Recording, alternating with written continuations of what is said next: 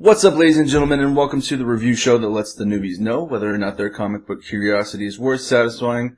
I'm the Tyrant, Trey Quintero, and on this episode, we're sinking our teeth into iZombie Vol.1, Dead to the World. Let's get started. Difficult, but not impossible.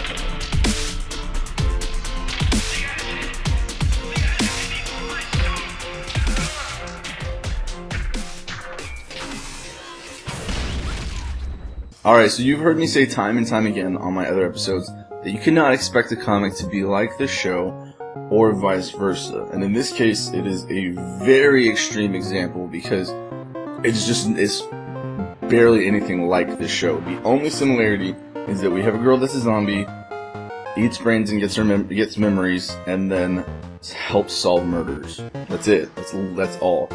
In the comic, we follow a girl named Gwen Dillon. She can't remember how she died or what turned her into a zombie. All she knows is that she is a zombie and she has to eat a brain every month or so before she goes full-on zombie mode. So instead of working at the morgue like Liv does, Gwen is a gravedigger. That's how she's getting her brains. Her two best friends are also a ghost that died in the 40s and a were-terrier boy. But this by far has to be the biggest extreme between a comic book and a show that I've ever seen in my life. Normally, with Arrow or with Flash, you could associate the two together.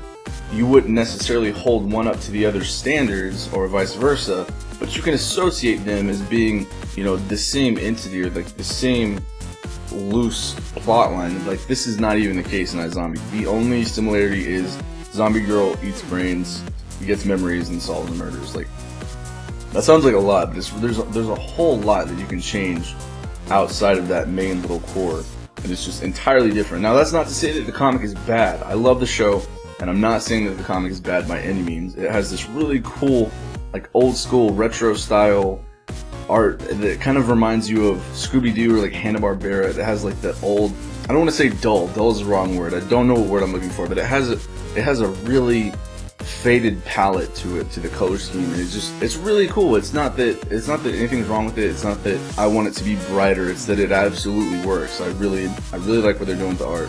Now, I honestly was not getting into this volume at all until the very beginning when Gwen meets, let's call it a benefactor.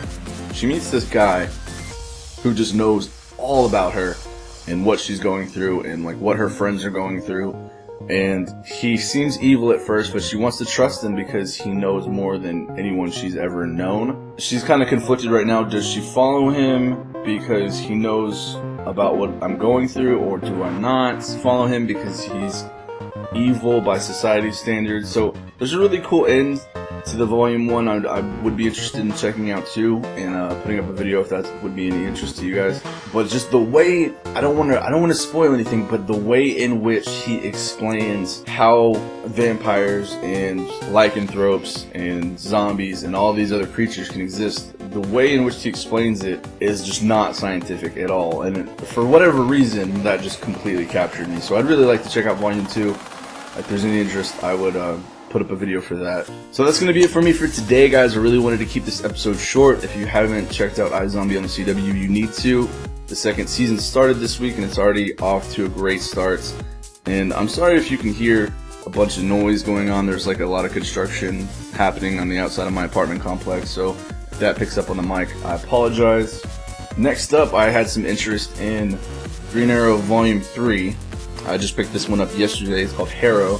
So this one actually looks pretty interesting. It's got a different art style, so I'm pretty interested in starting this one out. Hopefully have this one up to you guys next week.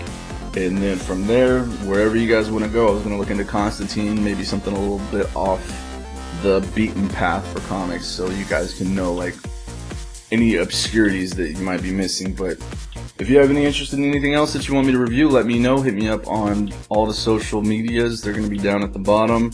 And if you enjoyed this video and you would like to support the channel, I would highly encourage you to check out my page over at patreon.com/Mr. Tyrant. It'll be down there somewhere.